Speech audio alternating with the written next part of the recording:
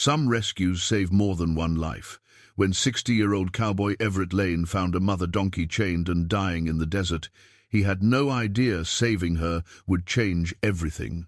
With his ranch barely holding on and his heart heavy with loss, Everett brought the starving donkey and her young ones home. What happened next defied all logic. The mother donkey began leading other abandoned animals to his land, goats, dogs, even a blind mule, as if she understood what being saved meant and wanted to pass it forward. But how did one rescued animal transform a broken man's failing ranch into a sanctuary that restored an entire community's faith? Before we jump back in, tell us where you're tuning in from, and if this story touches you, make sure you're subscribed, because tomorrow I've saved something extra special for you. The sun came up the same way it always did over the Mojave Edge, slow and unforgiving, turning the sky from purple to rust before settling into that pale, bleached blue that promised another day without rain. Everett Lane stood on the porch of his cabin, coffee mug in hand, watching the light spread across his land like spilled water, searching for somewhere to go. 40 acres of hardpan and scrub, a few struggling mesquite trees, and a barn that leaned just enough to make you wonder if the next good wind would finish the job. He was 60 years old, though some days he felt every one of those years doubled. His hands were scarred from a lifetime of ranch work, his face weathered to leather by decades under this same sun. He wore what he always wore, faded Wranglers, a chambray shirt with pearl snaps, and boots that had been resoled 3 times, because good boots were worth keeping. His hat hung on a nail by the door, waiting. 3 years, that was how long it had been since Sarah passed. 3 years of waking up alone, of cooking for one, of talking to a horse because there was nobody else around to listen. The cancer had taken her. Quick once it started, 8 months from diagnosis to the end, and in some ways Everett was grateful for that mercy, even as he cursed the swiftness of it. There had not been enough time to say everything that needed saying, but then again, he figured a whole lifetime might not have been enough for that either. He reached into his shirt pocket without thinking, fingers finding the small circle of gold he kept there, Sarah's wedding ring. He had slipped it off her finger the day after she died, unable to leave it behind when they put her in the ground. It stayed with him now, a small weight against his heart, warm from his body heat. Sometimes he took it out and turned it in the light, reading the inscription they had put inside 40 years ago, "Forever starts today." Young people's words, full of hope and certainty about the future. He wondered if his younger self would recognize the man he had become. The ranch had been Sarah's dream as much as his. They had bought this land when they were still in their 20s, back when water was cheaper and hope came easier. They had raised their daughter here, Claire, who had loved the desert the way children love wild things, completely and without reservation. But Claire had left as soon as she was old enough, headed east to college, and then further east to a life that did not include dust and isolation, and parents who did not understand why anyone would want to leave. She called sometimes. Brief conversations that felt like strangers, making small talk, updating him on a grandson he had met twice and a son-in-law whose name he sometimes forgot. The last call had been maybe 4 months back. She had asked if he was eating enough, if he needed anything, her voice carrying that edge of dutiful concern that hurt worse than anger would have. He had told her he was fine, everything was fine, and they had said goodbye with promises to talk soon that neither of them quite believed. The truth was that nothing was fine. The well had been failing for 2 years now, giving less and less water each season until it was barely a trickle. Without water, you could not keep livestock. Without livestock, you could not keep a ranch. He had sold off the last of his cattle 18 months ago, keeping only Buck, the sorrel gelding who was too old to sell and too loyal to abandon.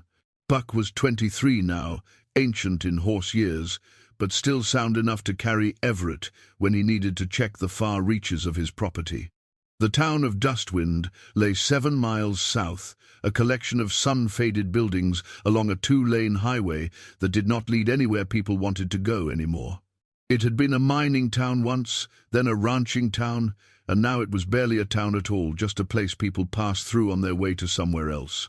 The post office, a general store that sold more beer than groceries, a diner that opened when Martha Hensley felt like opening it, and a scattering of houses occupied by people who were either too old or too stubborn to leave.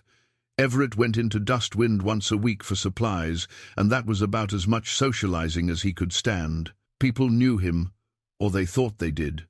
Everett Lane, the old cowboy whose wife died and who let his ranch go to seed. They were not unkind, exactly, but there was a distance now. He was a reminder of something they did not want to think about too hard, that this land could break you, that loss could hollow you out and leave you walking around like a ghost of your former self. Only a few people still tried to bridge that distance. Doc Ramsey, who had taken care of Sarah at the end and still nodded to Everett in the store with real warmth in his eyes. Tommy Vasquez, who ran the feed supply and always made sure Everett got the fair price on the grain for buck, even though they both knew Everett could barely afford it. And maybe Father Miguel from the little Catholic church, though Everett had not set foot in that building since Sarah's funeral. He finished his coffee and set the mug on the porch rail. The morning routine was always the same. Feed buck, muck out his stall, check the water trough. The horse was waiting for him in the small corral behind the barn, ears pricked forward at the sound of Everett's boots on the hardpack. Buck was grey now, had been grey for years, but Everett still remembered him as the young horse Sarah had surprised him with on their 20th anniversary. "Every cowboy needs a good horse," she had said, and she had been right about that, like she was right about most things. "Morning, old man," Everett said, running a hand down Buck's neck. The horse pushed his nose into Everett's chest, searching for treats. Everett pulled a slightly withered apple from his pocket. He always kept one, even when money was tight, and let Buck take it with his careful, gentle teeth. They stood together in the early light, man and horse, both of them growing older in a place that did not care much about time. Everett had always understood animals better than people. Animals did not ask questions that had no good answers. They did not look at you with pity or concern that felt like judgment. They just existed alongside you, asking only for food and water and a kind word now and then.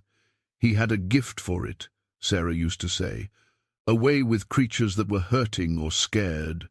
Over the years, he had gentled half-wild horses, nursed sick cattle back to health, even coaxed a barn owl to let him splint its broken wing. It was not magic, just patience and a willingness to move slow, to let the animal come to you rather than forcing yourself on it. Most problems, he had learned, solved themselves if you gave them enough time and space. But time did not fix everything. 3 years had passed, and he still reached for Sarah in the night, still turned to tell her something before remembering she was not there. The grief had dulled some, like a blade that sees too much use, but it was still there, under everything he did, a weight he carried without quite knowing how to set it down. The ranch reflected his neglect in 1,000 small ways. Fences that needed mending, gates that hung crooked, tumbleweeds piled against the barn where he had not bothered to clear them. The house was worse, dishes in the sink, dust on every surface, rooms he did not bother entering because there was no point. He lived mostly in the kitchen and the bedroom, moving through the same small circuit of space like an animal in too large a cage. His savings were nearly gone. The Social Security check covered the basics, but barely. He was behind on the property taxes, behind on the electric bill. There had been a letter from the county last month that he had not opened yet, could not quite bring himself to face. He knew what it said, more or less. The land would go to auction if he did not pay what he owed. Someone else would own this place, these 40 acres that held every memory of the life he and Sarah had built together. Maybe that would be for the best.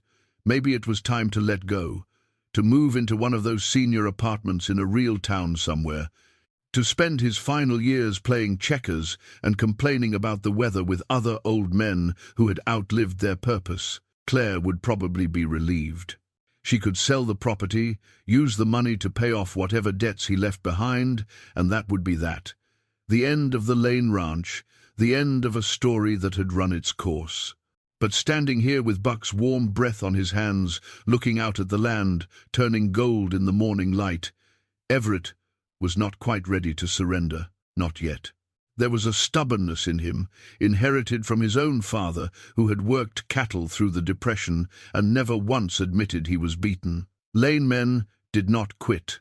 They might go down, but they went down fighting. He decided to ride out that morning, something he had not done in weeks. The fence line on the eastern boundary needed checking. It ran along an old county road that hardly anyone used anymore, but it was still his responsibility to keep it in order. Besides, Buck could use the exercise, and so could he. Sitting around the cabin waiting for the world to end was no way for a man to spend his days. He saddled Buck with practiced hands, the movements so familiar they required no thought. The saddle was older than Claire, cracked leather that he treated with oil to keep it supple. He filled his canteen from the kitchen tap, shoved a couple of granola bars in his saddlebag, and settled his hat on his head. The weight of it, the way it sat, just so, was a comfort. A man in a good hat could face just about anything. They rode out just after 8, when the heat was still bearable.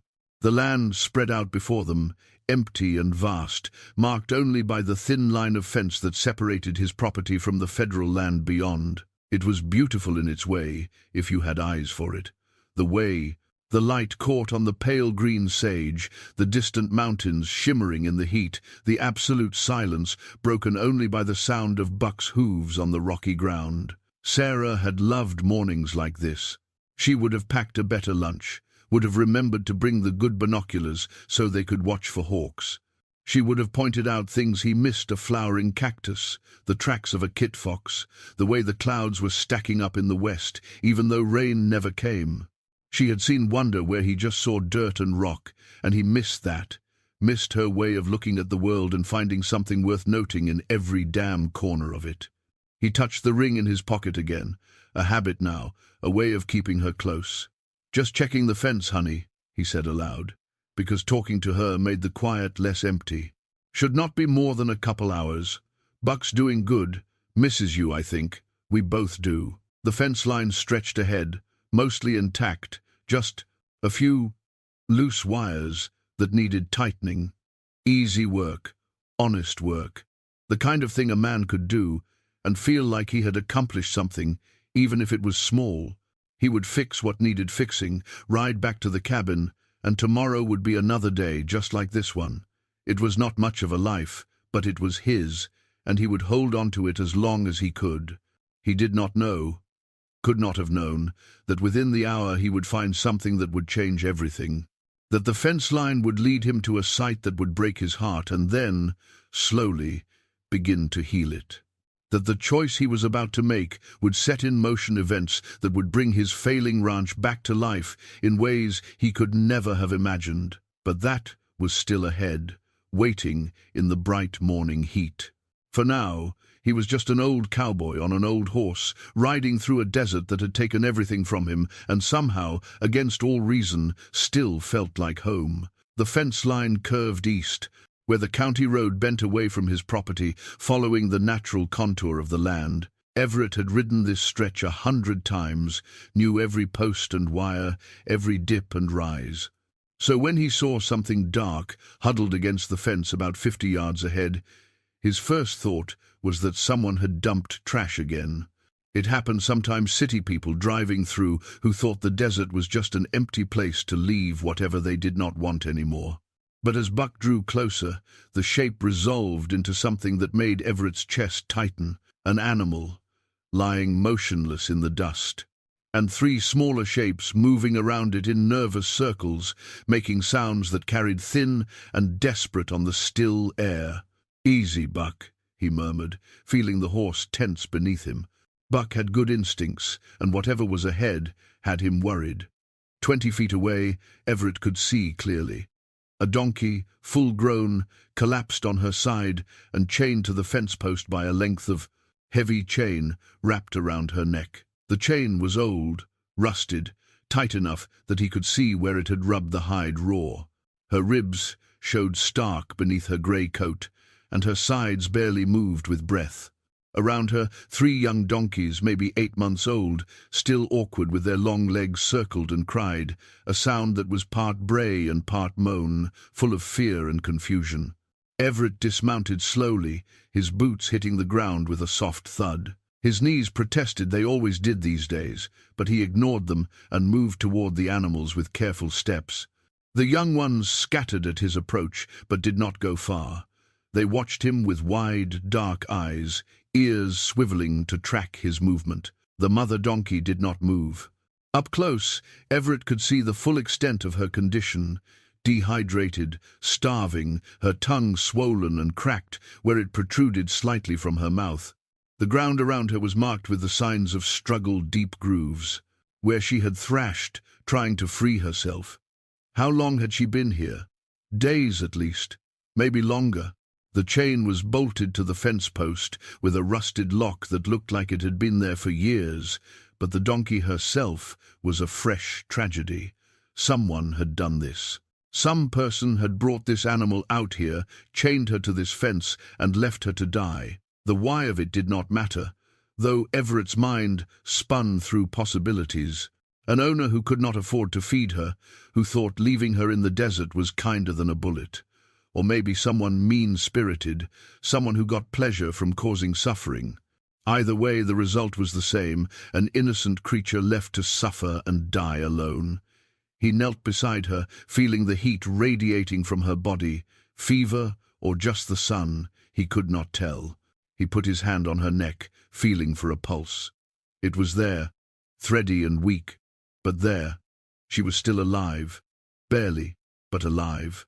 "I've got you," he said, softly, the way he had spoken to countless frightened animals over the years. "You're all right now. I've got you."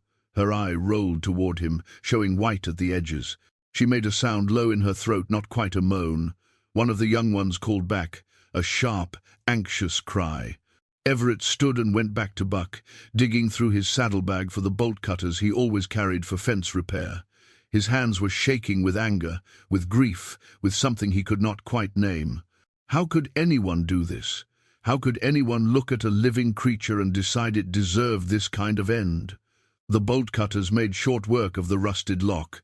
The chain fell away, and Everett carefully unwound it from her neck, revealing a raw wound underneath, oozing and crusted with dried blood.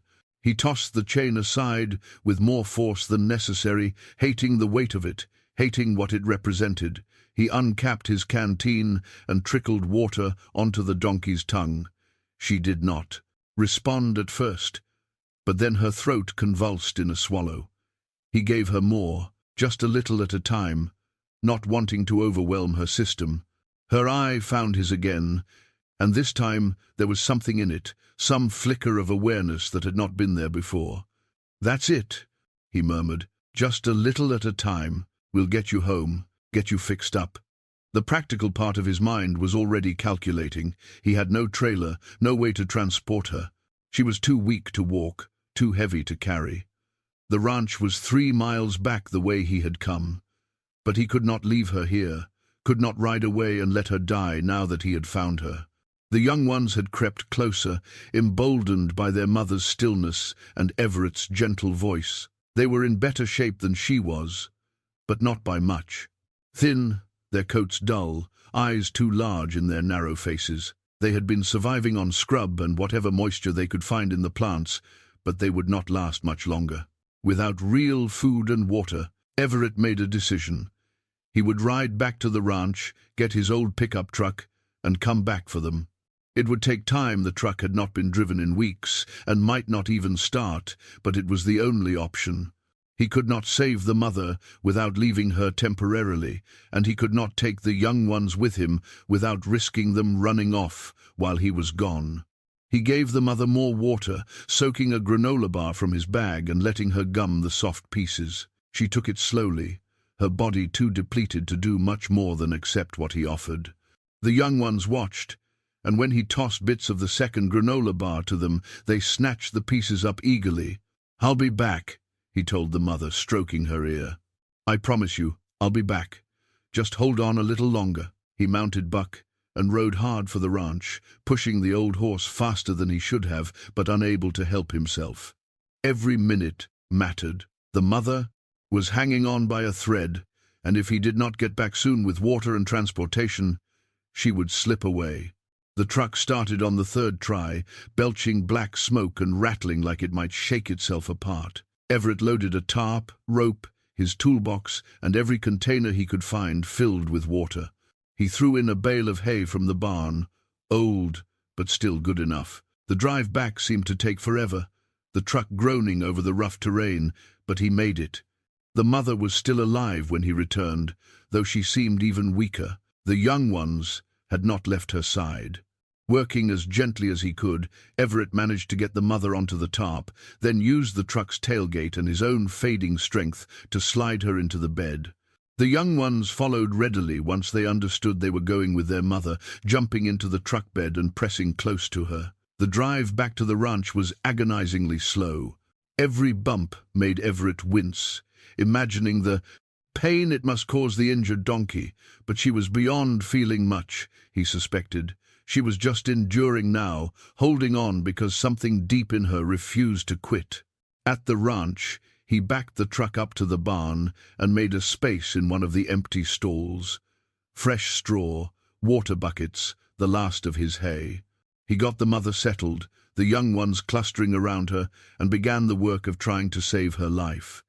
He cleaned the wound on her neck, applied antibiotic ointment from his first aid kit. He offered more water, more food.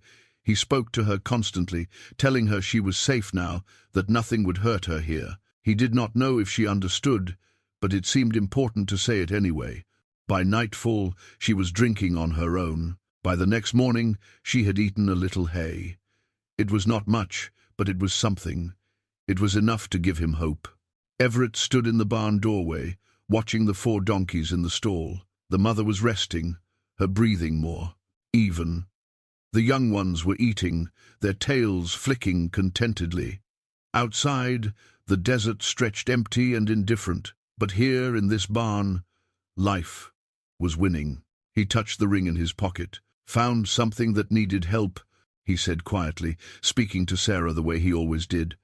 Figured you would have done the same. He did not know it yet, but this was the moment everything changed.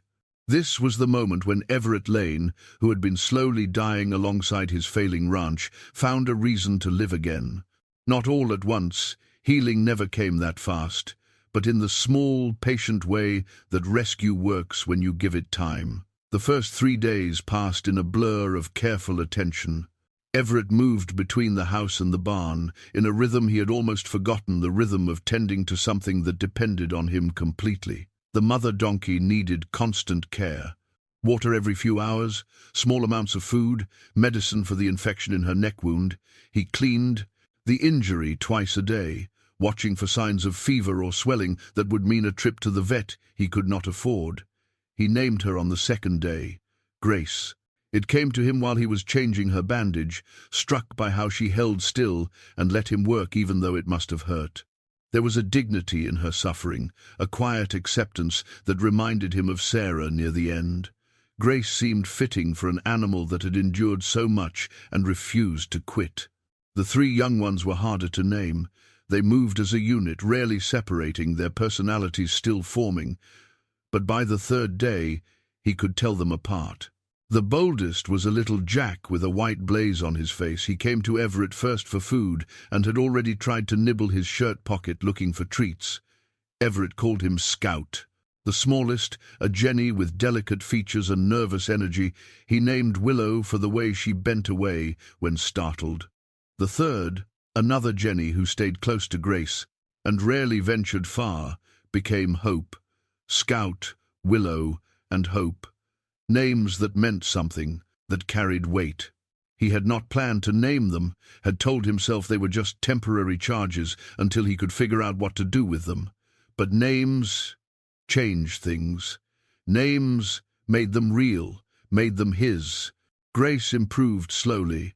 By the 4th day, she was standing on her own for short periods. By the 5th, she was eating hay with real appetite, her sides filling out just enough to soften the harsh lines of her ribs. The wound on her neck was healing clean, the edges knitting together under the bandages he changed religiously. Everett found himself talking to her constantly. About Sarah, about the ranch, about nothing in particular. She would turn her large, dark eyes on him and listen with what seemed like genuine attention, her long ears swiveling to catch every word. There was something deeply comforting about her presence, a patient understanding that asked nothing of him except to keep showing up. He made her a halter on the 6th day, braiding it from soft rope he had in the barn. His fingers remembered the work, even though it had been years over and under, pulling tight, checking the fit. He had learned rope work from his father, who had learned it from his father before him.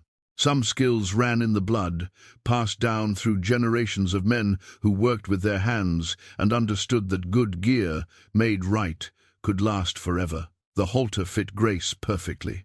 He slipped it over her ears and buckled it below her jaw, adjusting the straps until they sat comfortably against her face.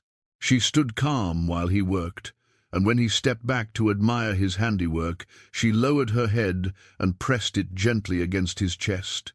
It was such a simple gesture, but it nearly undid him.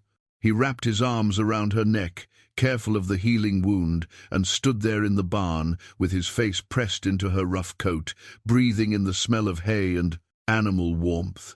When was the last time another living thing had reached for him with affection? When was the last time he had felt needed for something more than just keeping himself alive? "You're welcome," he whispered, though she had not thanked him. But the gratitude was there, in the way she leaned into him, trusting him completely. His days took on new shape. Up before dawn to check on Grace and the young ones. Fresh water, grain, hay. He bought supplies he could not really afford, proper feed, supplements, medicine. Tommy at the feed supply gave him credit without being asked, just wrote it in his ledger with a knowing nod that said he understood what Everett was trying to do. Buck seemed pleased to have company.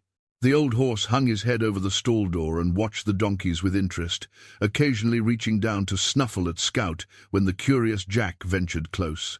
There was life in the barn again, movement and noise and purpose. Everett started fixing things he had let slide. He patched the leak in the barn roof, reinforced the stall doors, cleared the tumbleweeds from around the water trough. Small repairs, nothing fancy, but each one mattered. Each one said he was still here, still trying, still fighting the slow decay that had been eating away at everything he owned. His body ached from the work. His hands were sore. His back complained every morning. His knees gave him grief every time he knelt to check Grace's wound. But it was good pain, the kind that came from doing something useful. It reminded him he was still alive, still capable. On the 7th day, Grace walked outside for the first time. Everett opened the barn door, and she stepped out slowly, blinking in the bright sunlight. The young ones tumbled out behind her, immediately running in circles and kicking up their heels in joy at the open space. Grace watched them for a moment, then lowered her head and began to graze on the sparse grass near the water trough. Everett stood on the porch with his coffee, watching them explore. The sight did something to his heart, cracked it open in a way that hurt and healed at the same time. This was what the ranch was supposed to be, a place where things grew and thrived, where life happened in all its messy, beautiful forms. He had been so focused on what he had lost that he had forgotten what it felt like to gain something. Grace and her family were not a replacement for Sarah, were not a solution to his grief or his financial troubles. But they were something. They were a reason to get up in the morning, a responsibility that mattered, a small piece of hope in the shape of 4 long-eared creatures who trusted him to keep them safe. That evening he called Claire. She answered on the 4th ring, sounding distracted, and he almost hung up. But something made him push through. "Hey, sweetheart, just wanted to check in. Dad, is everything okay?" There was alarm in her voice. He called so rarely that she probably thought something was wrong. "Everything's fine. Better than fine, actually.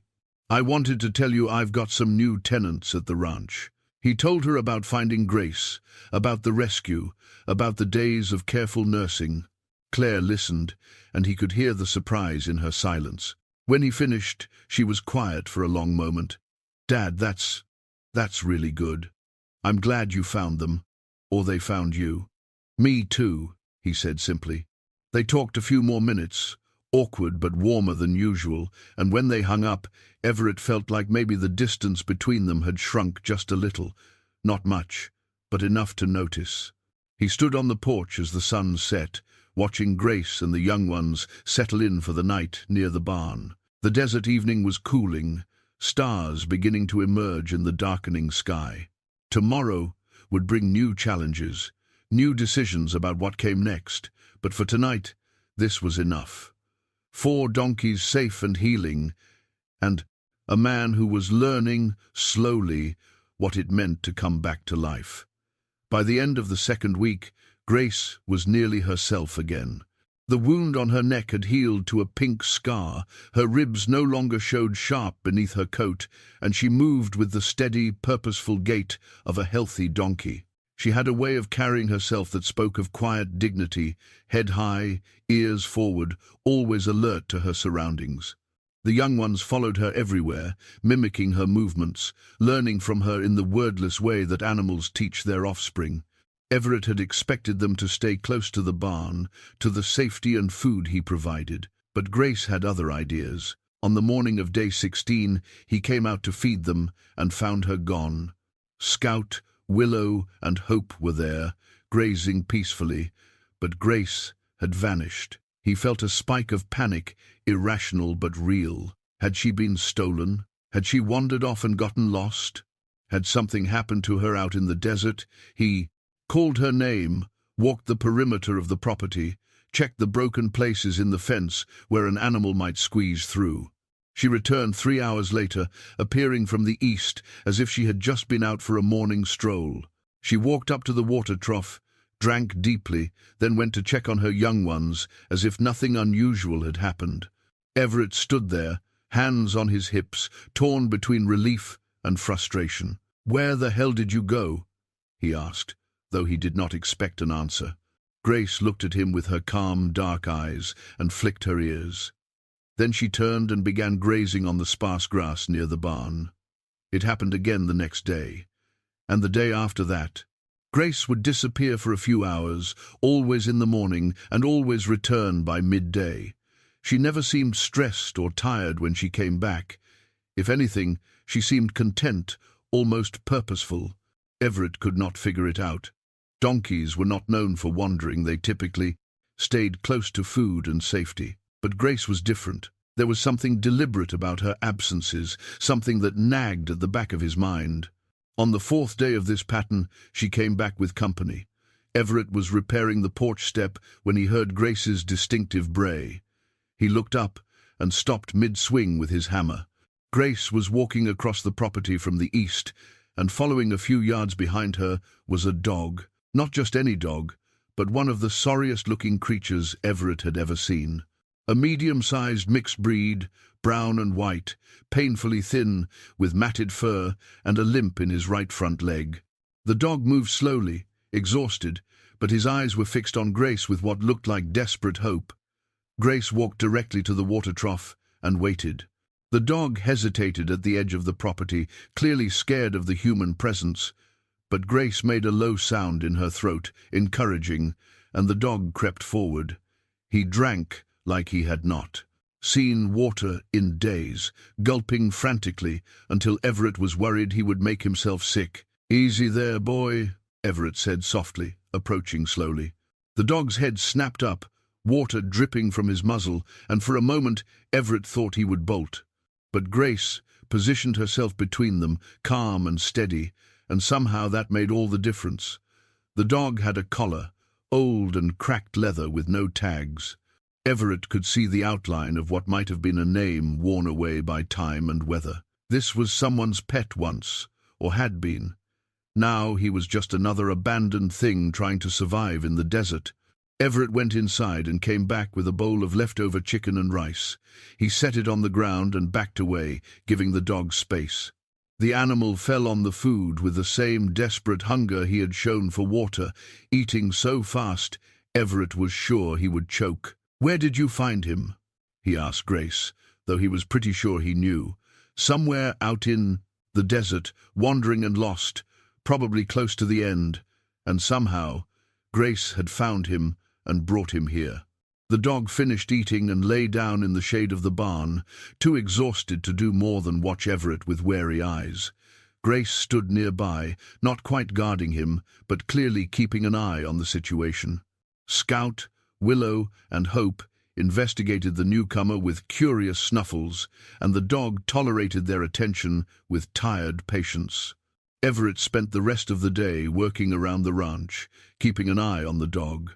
By evening, the animal had relaxed enough to accept water and food from Everett's hand. He was not aggressive, just scared and worn down.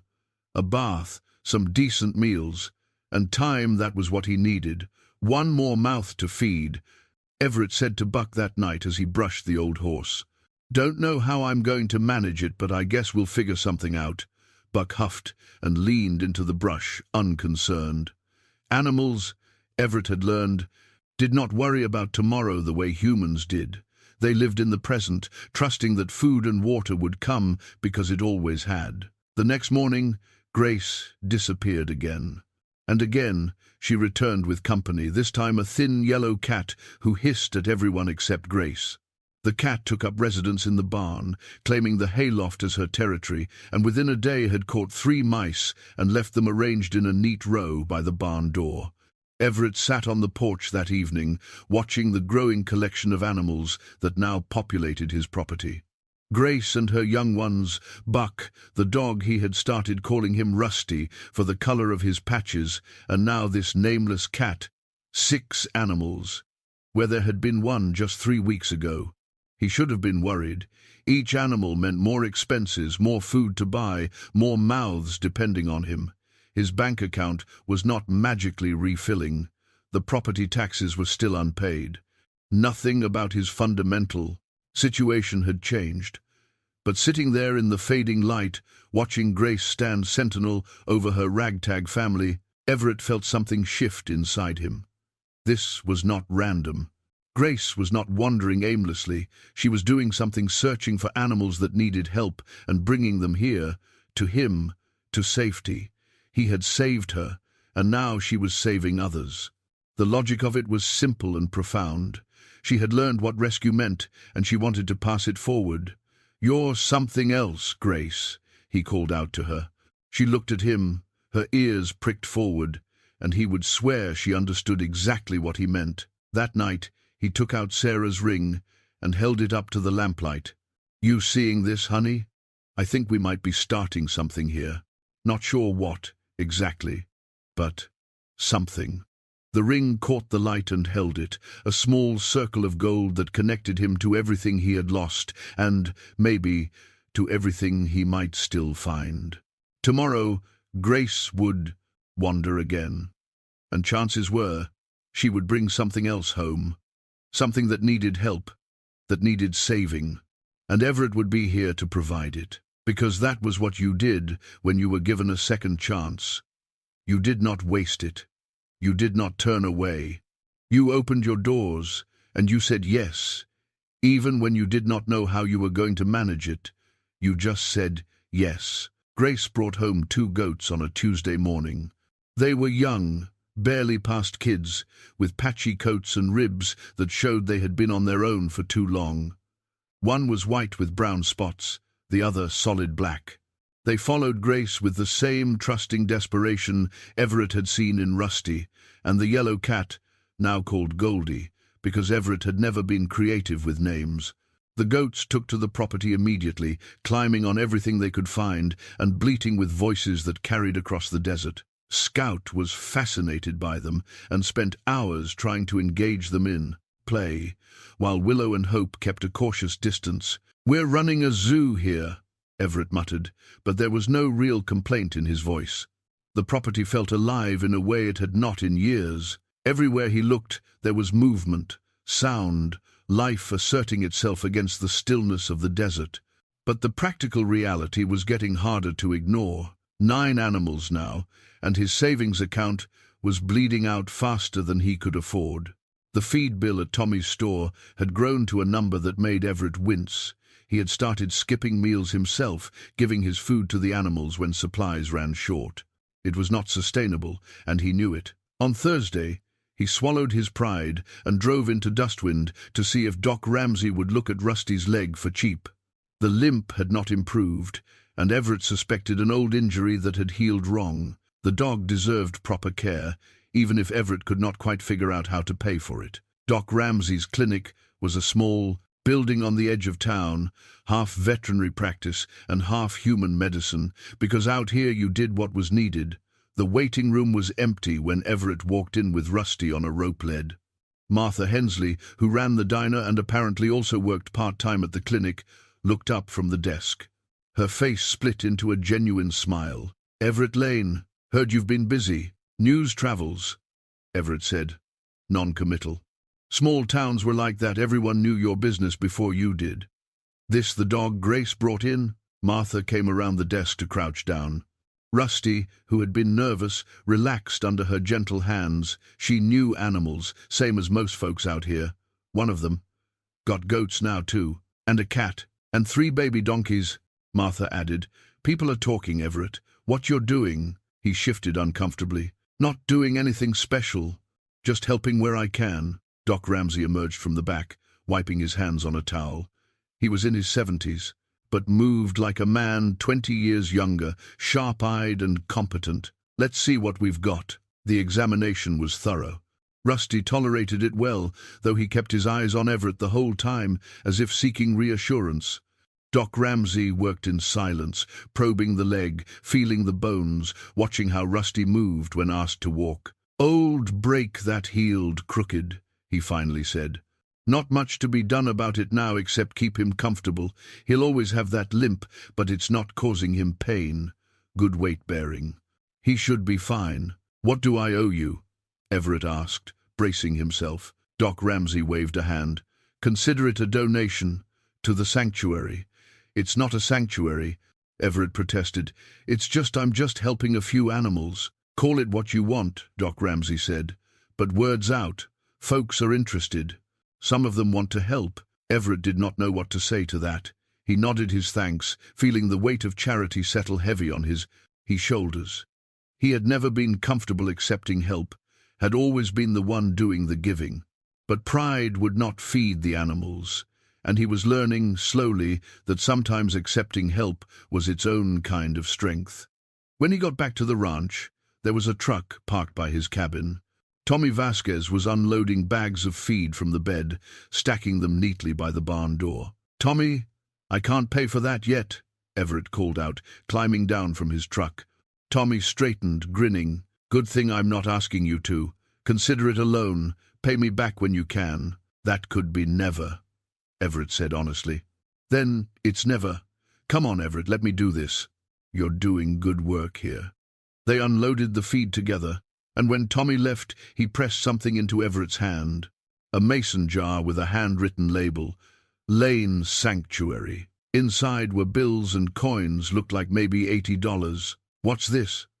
"Folks at the diner have been talking." "Martha, put out a jar. People are contributing what they can. It's not much, but it'll help." Everett stared at the jar, something tight forming in his chest.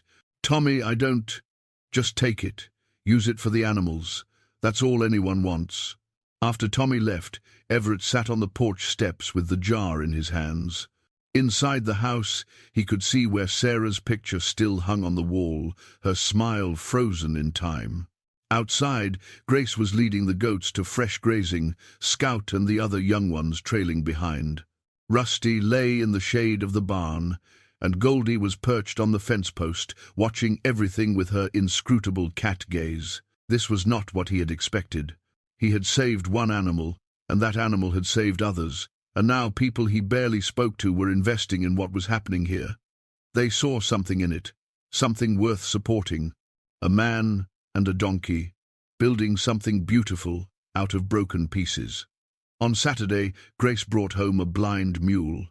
The animal was ancient, grey around the muzzle, his eyes clouded with cataracts. He walked slowly, feeling his way with careful steps, and Grace stayed right beside him, guiding him with soft sounds and gentle nudges. When they reached the barn, she led him to water and stood guard while he drank. Everett watched from the porch, shaking his head in wonder. How did she find them? How did she know where to look? It was like she had some kind of radar for suffering, some ability to sense when another creature needed help. He named the mule Chester, after his grandfather, who had been tough and stubborn until the very end. Chester settled into the barn like he had always been there, content to stand quietly and listen to the world he could no longer see. That evening, Father Miguel showed up with a donation of hay bales loaded in the church truck. Parishioners wanted to help, he explained. Consider it a blessing on the work you're doing. I'm not even Catholic, Everett protested. Weakly, Father Miguel smiled. God's grace extends beyond our small definitions. Take the hay, Everett. Your animals need it. He helped unload the bales, and before he left, he stood with Everett, looking at the collection of animals now populating the property. You know what you're building here? Father Miguel asked. A headache, Everett said, but he was smiling. A refuge, the priest corrected gently. A place where broken things come to heal. That's sacred work, whether you believe in God or not. After he left, Everett stood alone in the gathering dusk, surrounded by the sounds of animals settling in for the night. The ranch that had been dying was coming back to life, not in the way he had planned or expected, but in a way that felt right, felt necessary. He touched Sarah's ring in his pocket. Look at what you started, he said softly. 1 donkey, and now all this. I think you'd be proud. The night was cool, the stars beginning to emerge in the vast desert sky. Tomorrow Grace would wander again, and probably bring home something else that needed saving. And Everett would be here, ready to say yes, because that was what this place was becoming, a place where yes was always the answer. The sanctuary, because that was what everyone was calling it now, whether Everett liked it or not, grew faster than he could manage alone. Grace continued her mysterious morning excursions, and each time she returned with something new. A 3-legged dog, a pair of ducks someone had dumped at a rest stop, a young steer that had wandered away from a failing ranch and been left to fend for itself. Everett stopped trying to understand how she knew where to find them. He just accepted it the same way he accepted sunrise and sunset as a natural force beyond his comprehension. Grace had a gift, or a mission, or maybe just a deep understanding that suffering should not be borne alone. Whatever it was, she pursued it with single-minded dedication. The property transformed. Everett repaired pens and built new ones from scavenged materials.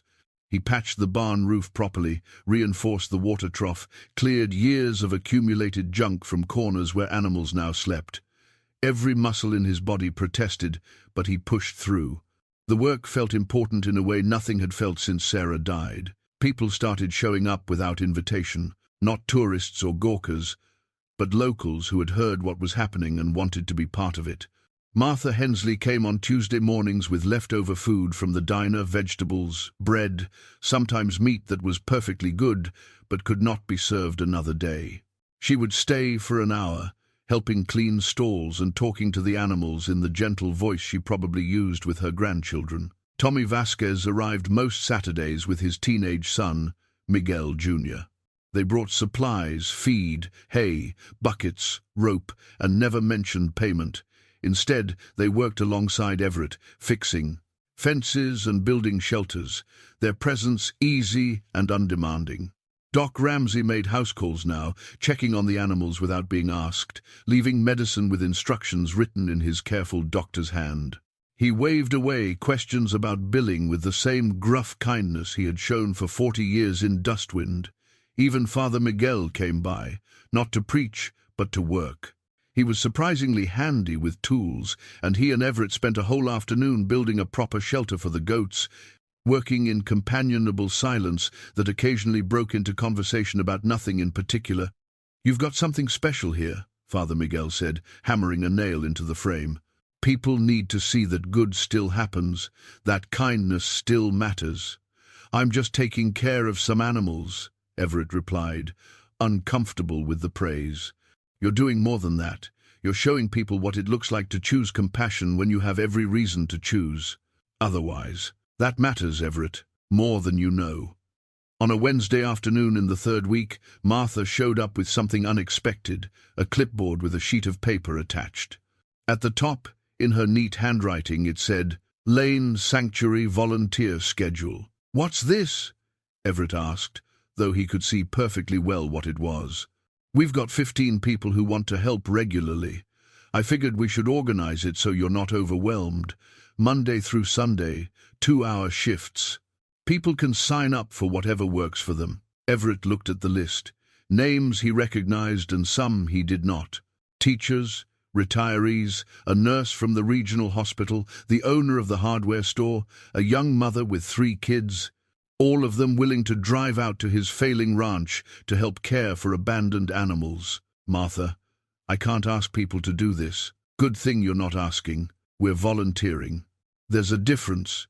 She pressed the clipboard into his hands. "You need help, Everett. There's no shame in that. Let us be part of what you're building." The volunteers started coming the next week. They brought their own supplies, sometimes cleaning products, tools, extra food. They worked without supervision, intuiting what needed doing and doing it. They talked to the animals, learned their names and personalities, fell in love with the ragtag collection of creatures that had found their way to this patch of desert. Everett found himself becoming something he had never expected to be: a coordinator, a teacher, a leader of this accidental community that had formed around his property. He showed volunteers how to check water levels, how to distribute feed, how to approach nervous animals. He shared stories about each rescue, and people listened with genuine interest, asking questions and offering their own insights. The property was never quiet anymore. There was always someone there, always work being done, always the sound of voices mixing with animal calls. It should have been overwhelming, should have made him want to retreat into his old solitude, but instead he found it comforting. Life was happening here again, loud and messy and beautiful.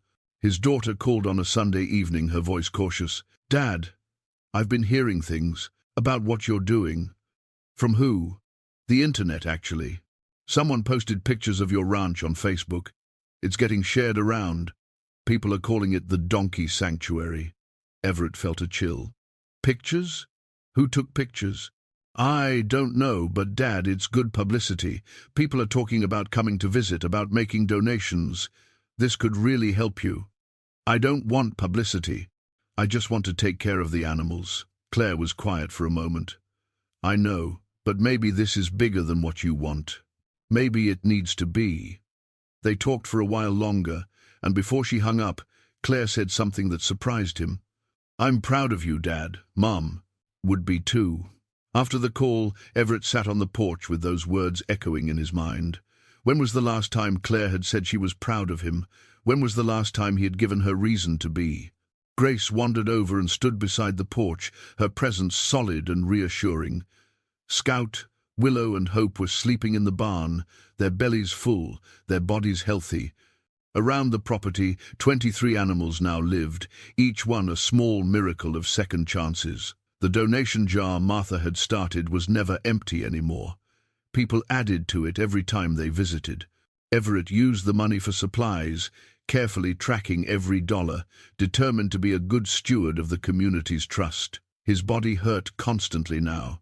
His hands were covered in new calluses, his back ached every morning, his knees protested every step. But underneath the physical pain was something else, a deep satisfaction, a sense that he was finally, after 3 years of drifting, moving in the right direction. He still carried Sarah's ring in his pocket, still touched it throughout the day, still spoke to her when he was alone. But the grief had shifted somehow, become less sharp. It was still there, would always be there, but it no longer defined every moment of his existence. "Look at what we built," he said to her memory, watching the last light fade from the sky. "Look at all these lives we're saving. It started with Grace, but it's so much bigger now. It's become something I don't even understand." The stars came out, bright and uncountable in the clear desert air. Somewhere in the barn, one of the goats bleated softly. Rusty barked once, then settled back into sleep. The three-legged dog named Tripod by one of the volunteers was curled up by the porch steps. Tomorrow would bring new challenges. More animals, probably. More expenses. More people wanting to help, or just to see what was happening here. But tonight, Everett was content to sit in the darkness and feel the weight of all these lives depending on him. It was not a burden. It was a gift, offered by a donkey who understood what it meant to be saved and wanted to pass that grace forward. Claire arrived on a Thursday morning without warning, her rental car kicking up dust as it turned onto the property. Everett was mucking out the goat pen when he saw her, and for a moment he froze, manure fork in hand, unsure whether to feel joy or dread. His daughter had not visited in over 2 years, not since Sarah's funeral, and her sudden appearance meant something had changed. She stepped out of the car wearing city clothes, slacks and a blouse that looked too crisp for the desert, but her face was softer than he remembered. She was 40 now, though she looked younger, her dark hair pulled back in a practical ponytail. Sarah's eyes, he thought. She had Sarah's eyes. "Hi, Dad." "Claire." He set down the fork and wiped his hands on his jeans, suddenly aware of how he must look dirty, sweaty, older than his 60 years. "This is a surprise. I should have called. I'm sorry." She looked around the property, taking in the animals, the rebuilt pens, the new structures. "But I wanted to see it. All of this. What you've created." Grace had noticed the visitor and was making her way over, Scout and the others trailing behind. Claire watched the donkeys approach, something softening in her expression. "Is that her? The one who started everything?" "That's Grace." Everett felt an odd pride saying it. "And those are her young ones, Scout, Willow, and Hope." Claire reached out slowly, and Grace allowed the touch, her soft nose pushing gently into Claire's palm. Something passed between them in that moment, some wordless communication that made Claire's eyes shine with tears. She tried to blink away. They walked the property together, Everett introducing her to each animal, telling the story of how they arrived. Claire listened with genuine interest, asking questions, occasionally stopping to pet or photograph one of the creatures. She seemed different here, more present than she had been in years. Less like the distant stranger she had become, and more like the girl who had once loved this place. They ended up on the porch with coffee, sitting side by side in the old chairs Sarah had painted green a lifetime ago. The silence between them was not quite comfortable, but it was not hostile either. It was the silence of two people trying to find their way back to each other. "I'm proud of what you're doing," Claire finally said. "I meant that when I said it on the phone. But, Dad, there's something you need to know." Everett felt his stomach tighten. Here it came, the real reason for the visit. Claire pulled a folded envelope from her bag and handed it to him. "This came to my address. They must have found me through some old records. It's addressed to you." The envelope was from the county, official letterhead, the kind of mail that never brought good news. Everett opened it slowly, his hands steadier than he felt. Inside was a formal notice, written in the cold language of bureaucracy. The Lane property was operating as an unlicensed animal sanctuary, multiple violations of county zoning ordinances, exceeding the number of allowed animals for residential property, operating a public facility without proper permits, potential health and safety concerns. The county was ordering an immediate inspection, and if violations were not corrected within 30 days, the animals would be seized and relocated, and the property would face significant fines. 30 days. To get permits he did not know how to obtain, to meet standards he did not know how to meet, to somehow transform his accidental rescue operation into something the county would approve of, or else lose everything. Everett read the notice twice, the words blurring the second time. All of this, the animals, the volunteers, the community that had formed around Grace's mission, could be taken away by bureaucratic decree, because he had not filled out the right forms, had not asked permission to save lives. "There's more," Claire said quietly. "I did some research before I came. Getting licensed as an animal sanctuary is complicated. You need proper facilities, veterinary oversight, proof of funding, liability insurance, staff training certifications. It's not impossible, but it's expensive and time-consuming. I don't have expensive, Everett said, his voice flat. I barely have enough to feed them all now. I know, but Dad, I want to help. I've been talking to some people, doing some research. There are grants available for animal welfare organizations, non-profits that support this kind of work. If we can incorporate as an official sanctuary, we can apply for funding, accept tax-deductible donations, maybe even get support from larger animal welfare groups. We? Everett looked at his daughter, trying to understand what she was offering. I want to be part of this. I've been... She paused, choosing her words carefully. I've been lost since Mum died. Going through the motions, working a job I hate, living a life that doesn't mean anything. But seeing what you've built here, seeing those pictures online, and hearing about what Grace does, Dad, this matters. This is real. And I want to help make it work. Everett stared at the notice in his hands, then at his daughter, then out at the property where Grace stood, watching over her collected family of broken things. 23 animals who trusted him to keep them safe. Volunteers who believed in what he was doing. A community that had invested their hope and resources into this place. He could not let them down. He could not let the county come in and tear this apart. What do we need to do? He asked. Claire pulled out a notebook, already filled with her neat handwriting. She had been preparing for this conversation, had done her homework. First, we need to incorporate as a non-profit. I can handle the paperwork for that. It's basically what I do for my job anyway, just different context. Then we need to get a proper inspection and identify what specific improvements they're requiring. After that, we apply for permits and start working on meeting their standards. That sounds like it could take months. We've got 30 days, which is why we need to move fast and smart. We can ask for extensions, show good faith effort, maybe get the county on our side instead of against us. Doc Ramsey can provide veterinary oversight, I already called him, and he's willing. Father Miguel says the church can help with some funding. The volunteers can help with physical improvements, and I can take a leave of absence from work to manage the administrative side. You would do that? Take leave from your job? Claire met his eyes, and in that moment she looked so much like Sarah it hurt. Dad, I lost Mum. I lost these years with you because I was too stubborn and hurt to reach out. I'm not losing this too. Let me help you save what you've built. Let me be part of something that matters. Everett's throat was tight. He wanted to argue, wanted to say he could handle it alone, wanted to maintain the pride that had kept him isolated for 3 years. But looking at his daughter, seeing the determination and hope in her face, he realized that accepting her help was not weakness, it was wisdom. It was what Sarah would have wanted. It was what Grace had been trying to teach him all along, that sometimes being saved means letting others in. Okay, he said. Okay, let's do it. Let's make this official. Let's save the sanctuary.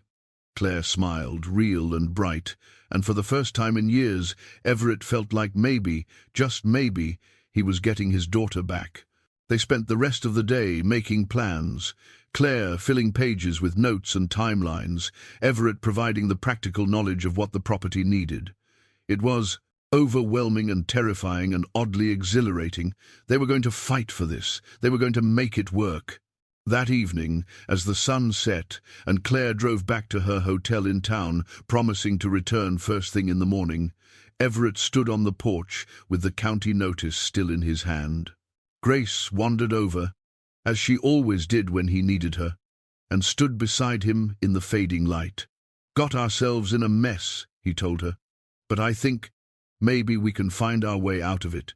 With help, which I'm learning is the whole point. Grace made a soft sound, contentment or agreement, he could not tell. The young ones were settling in for the night. Around the property, the animals Grace had brought home were safe and fed, unaware of the threat hanging over them all. 30 days to save what they had built. 30 days to turn an act of compassion into something the world would recognize as legitimate. 30 days to prove that what happened here, this impossible sanctuary built by a broken man and a rescued donkey, was worth preserving. It would not be easy. Nothing worth doing ever was. But standing there, with Sarah's ring in his pocket and his daughter's promise still echoing in his ears, Everett believed they had a chance. Not a good chance, maybe, but a chance. And sometimes that was enough to begin. The next 3 weeks passed in a blur of focused chaos. Claire moved into Sarah's old craft room, transforming it into a makeshift office with her laptop, printer, and stacks of paperwork that seemed to multiply overnight. She worked 12-hour days, filing incorporation documents, applying for permits, drafting grant proposals, and building a website for what they were now officially calling the Grace Haven Animal Sanctuary. Grace Haven, Everett had said when she first suggested the name. That's good. That's right. The non-profit paperwork came through faster than expected. Claire had connections from her corporate job, knew people who knew people, and could navigate bureaucracy with a skill Everett had never possessed.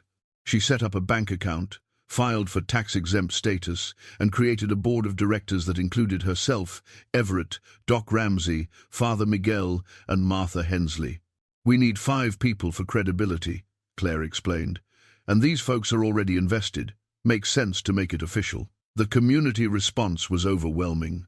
When word got out about the county's threat, donations poured in. The mason jar was replaced with a proper donation box, which was emptied daily into the sanctuary's new bank account. A local news station ran a story, "Cowboy's Donkey Sanctuary Faces Shutdown," that went viral online. Suddenly, people from 3 counties over were driving out to visit, to volunteer, to offer support. Tommy Vasquez organized work crews that descended on the property every weekend. They rebuilt fences to code, constructed proper shelter structures with permits and inspections, installed a new water system that would meet county health standards. The hardware store donated materials. A local contractor offered his expertise for free. Even the high school FFA chapter came out to help, teenagers working alongside retirees to transform the failing ranch into something that looked increasingly like a real sanctuary. Doc Ramsey established official veterinary protocols, creating medical records for every animal, setting up a clinic space in the barn, and documenting his ongoing oversight in ways that would satisfy county requirements. He trained 3 of the regular volunteers in basic animal care, giving the sanctuary the staffing depth it needed to be legitimate in the eyes of the law. Father Miguel coordinated fundraising through the church network, reaching out to parishes across the region. Money came in, not huge amounts, but steady enough to matter, enough to buy feed in bulk, to pay for the permits they needed, to hire a part-time administrative assistant to help Claire manage the growing operation. Through it all, Grace continued her mission. Every morning she wandered out, and most mornings she returned with something that needed help. A pair of piglets someone had bought as a joke and then abandoned when they grew too large. A senior dog whose owner had died and whose family did not want him.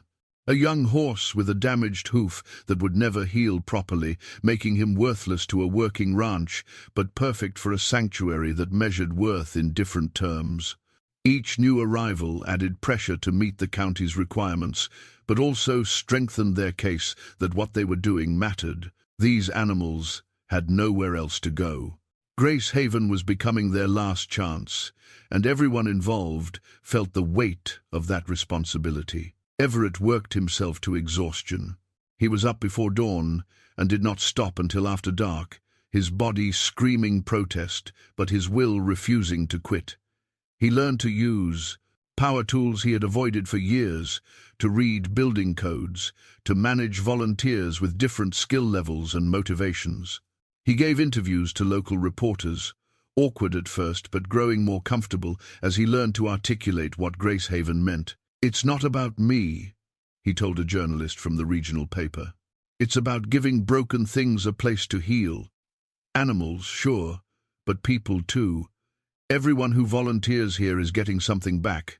We're all healing together." The article ran with a photo of Everett standing with Grace, both of them looking at the camera with quiet dignity. Orders for sanctuary t-shirts came in. Claire had designed them as a fundraiser, and within a week they had sold 300 shirts with Grace's face on them and the words, "Choose compassion," underneath. But the mounting success brought its own stress. Everett and Claire argued sometimes, usually late at night, when they were both exhausted and the deadline loomed closer. She wanted to move faster, expand more, capitalize on the publicity. He wanted to be careful, to not lose the essential spirit of what they were doing in the rush to legitimize it. "We're not building a business," he said, after one particularly heated discussion. "We're providing sanctuary." "And we can't provide sanctuary if the county shuts us down," Claire shot back. "Sometimes you have to play by the rules to do the good work, Dad. That's just reality." They would reach impasses and then find their way through, usually with one of them apologizing, and both of them recognizing that they wanted the same thing, even if they disagreed about the path. Those arguments, as frustrating as they were, felt like progress. They were talking, really talking, in a way they had not in years. One night, 2 weeks into the push, Everett found Claire crying in the craft room turned office, surrounded by paperwork and regulations she was trying to decipher. "Hey," he said softly. "What's wrong?" "It's just so much, Dad.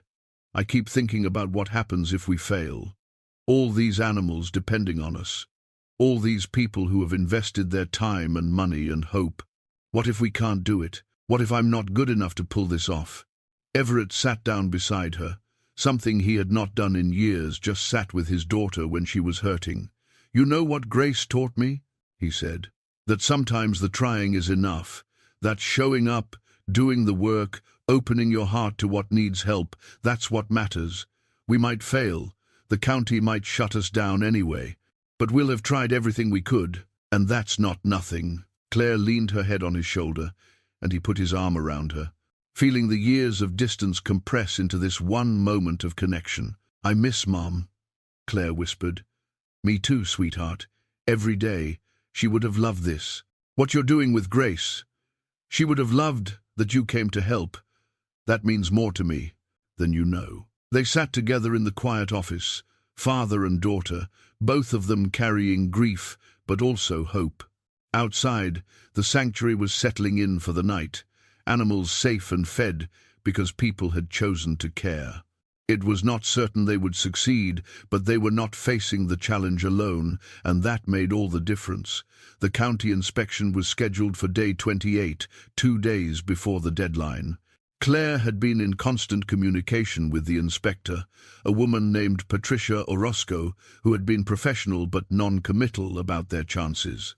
She had reviewed their documentation, approved their building permits, and agreed to conduct the final inspection earlier than required.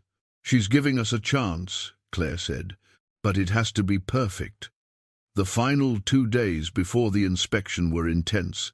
Every volunteer who could make it came to help with last-minute preparations. They painted structures, organized the medical records, created informational signs for each animal pen, and rehearsed the presentation Claire had prepared. The property looked better than it had in 30 years, maybe better than it ever had, but would it be enough? The night before the inspection, Everett could not sleep. He walked the property in the darkness, checking on each animal, making sure water buckets were full and gates were secure. Grace followed him, her presence comforting as always. "Tomorrow decides everything," he told her. "If we pass, we're legitimate. We can keep doing this, maybe expand, really become the sanctuary everyone thinks we already are. If we fail, they take you and all the others away, and I lose this ranch to back taxes. Everything we've built disappears."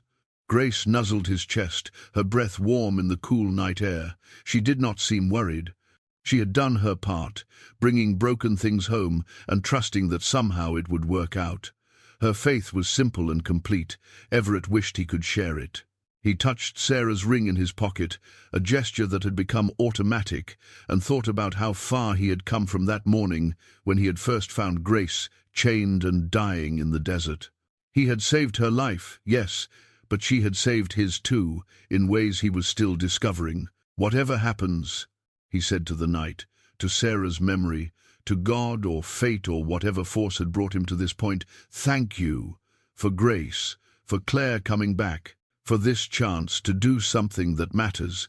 If it ends tomorrow, at least we tried. But he did not want it to end. He wanted to keep saving animals with Grace. He wanted to keep working alongside his daughter. He wanted to see what this sanctuary could become if given the chance to grow. He wanted, he realized with some surprise, to live.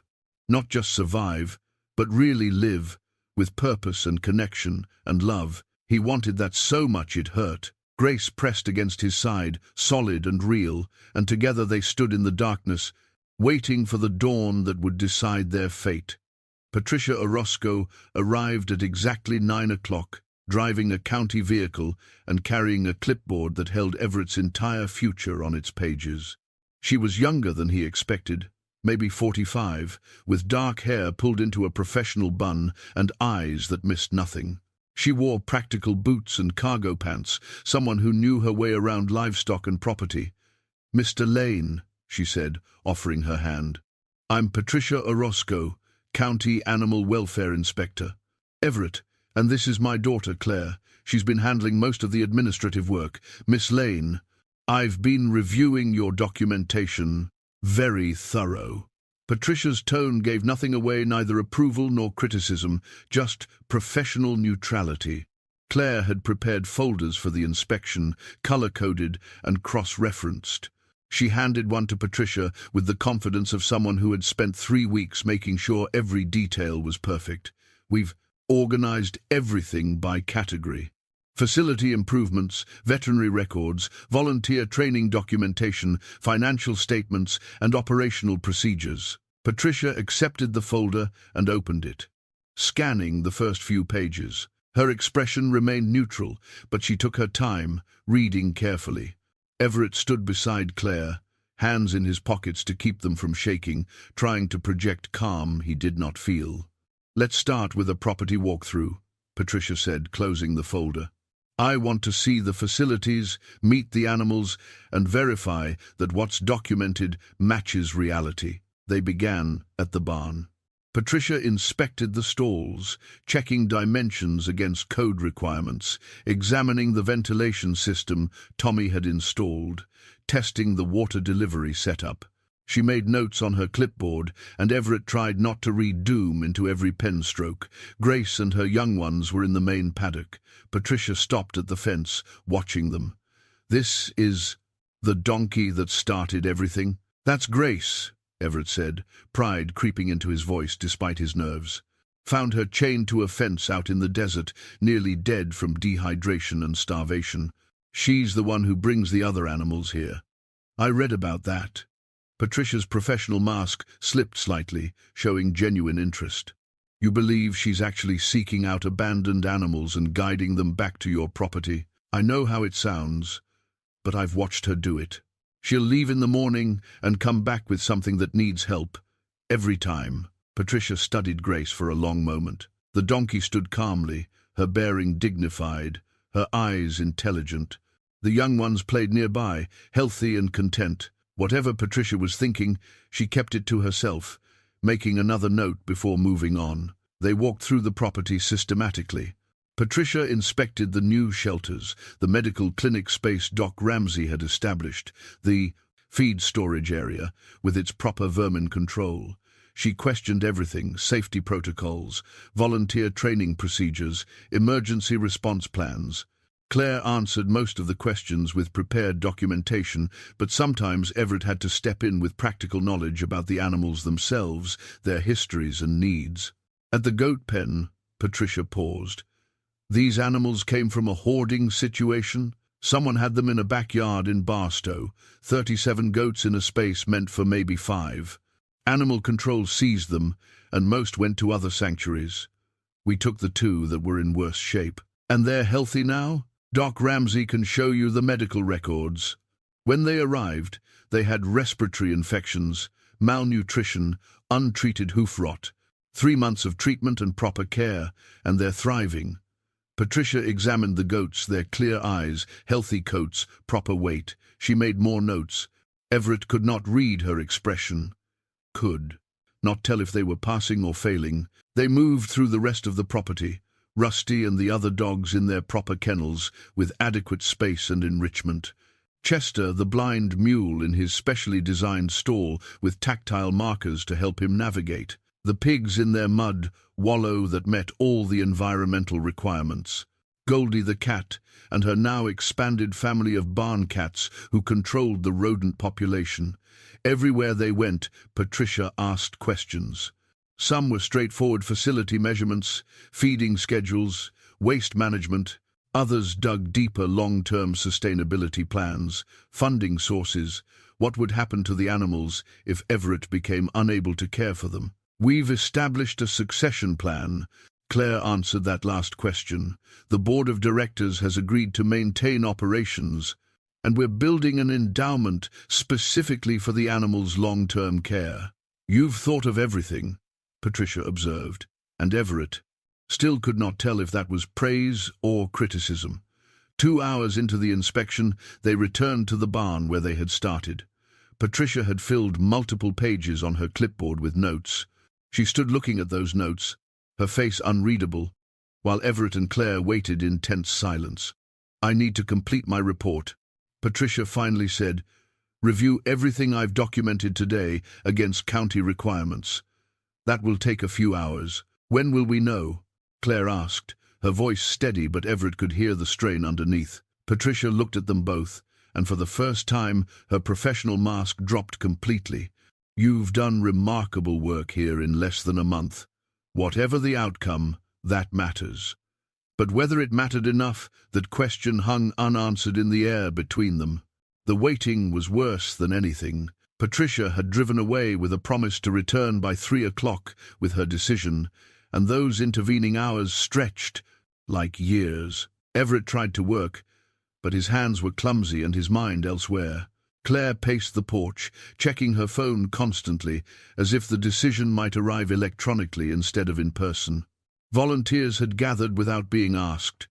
Word had spread about the inspection, and people wanted to be there for the outcome, whatever it was. Martha brought sandwiches that no one could eat.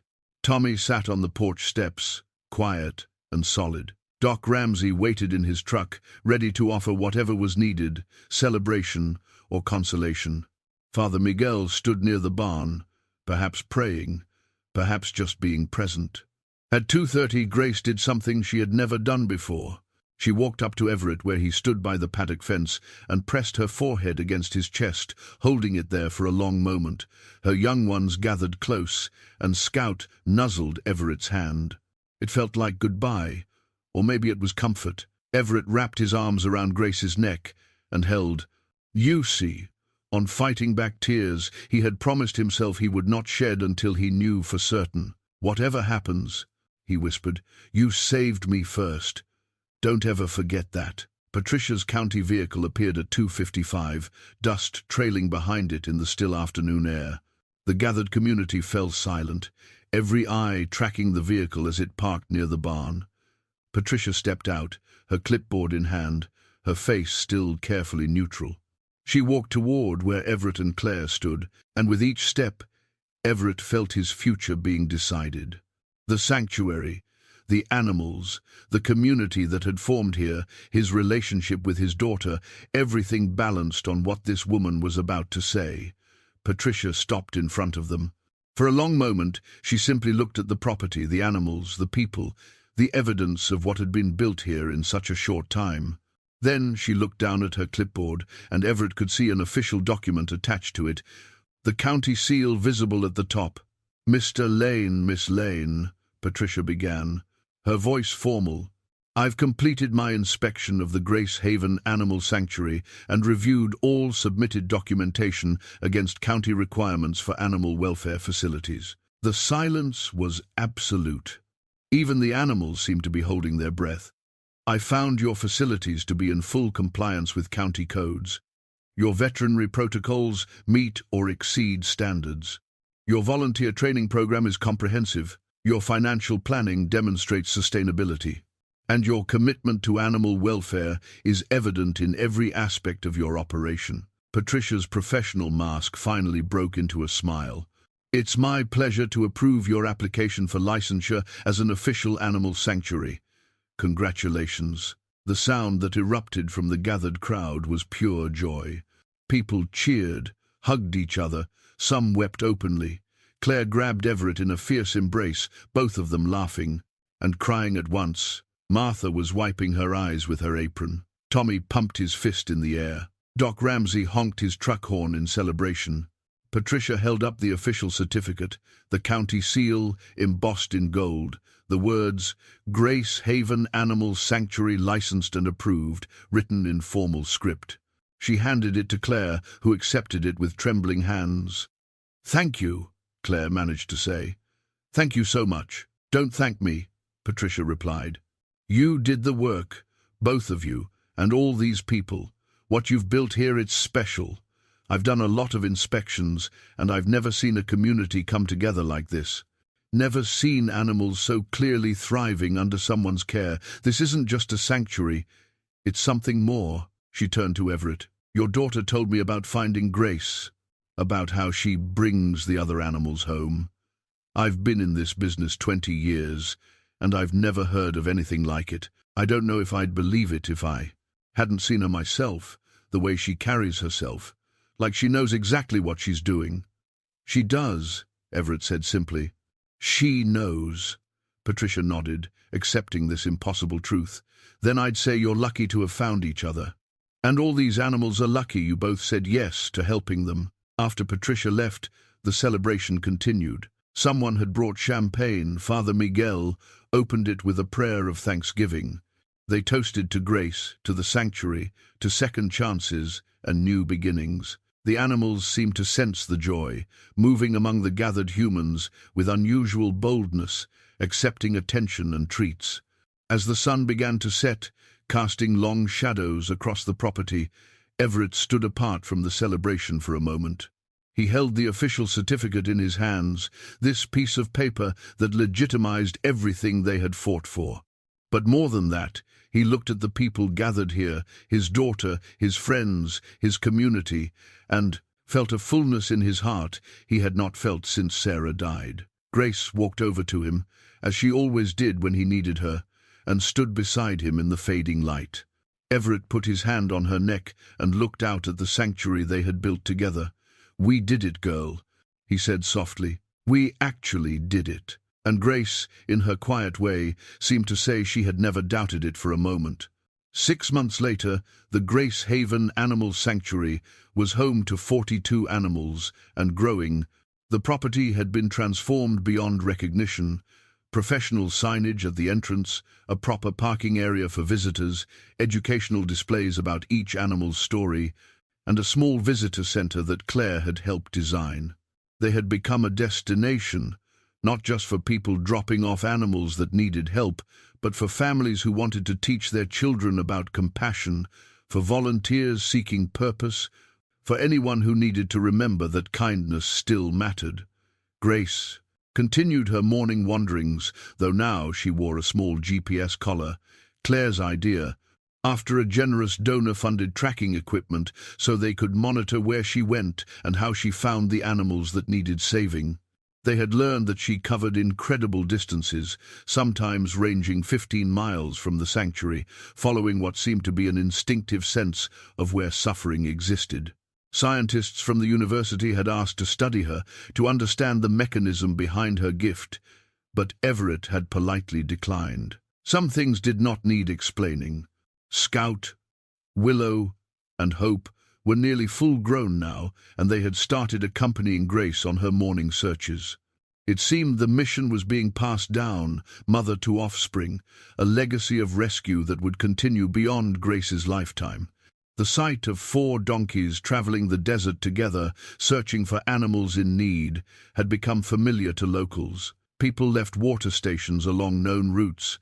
Ranchers called the sanctuary when they spotted the donkeys near their property, making sure they were safe. The story had spread far beyond Dustwind. National media had picked it up, the donkey that rescues others, and donations poured in from across the country.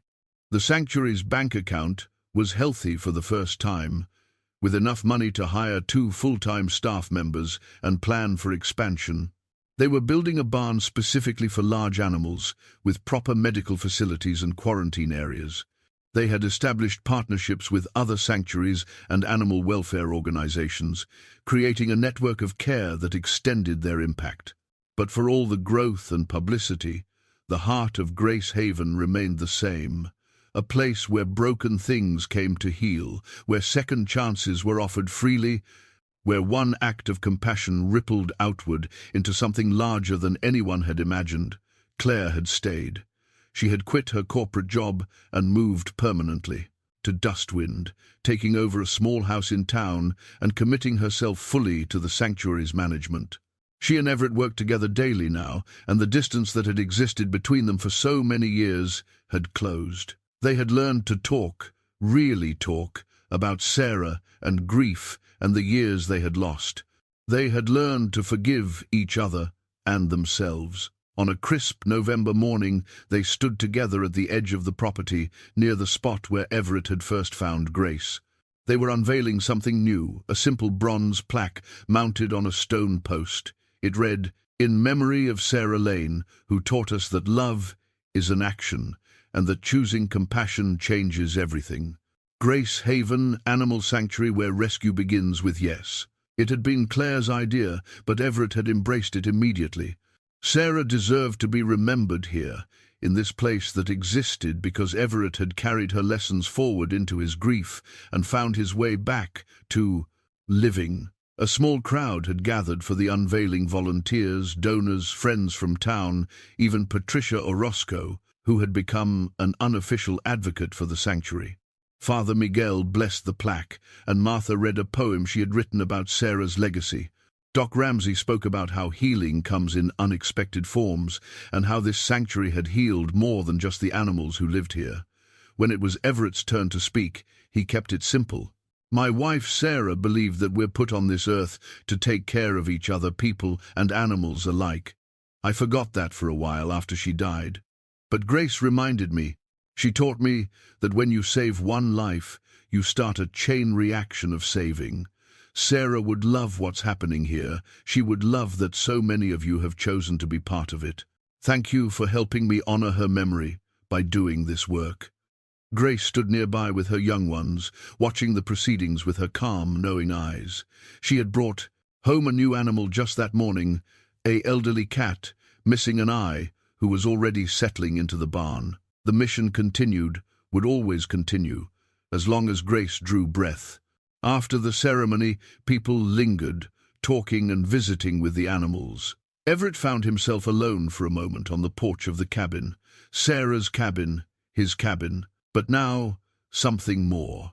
A headquarters for an operation that was saving lives every day.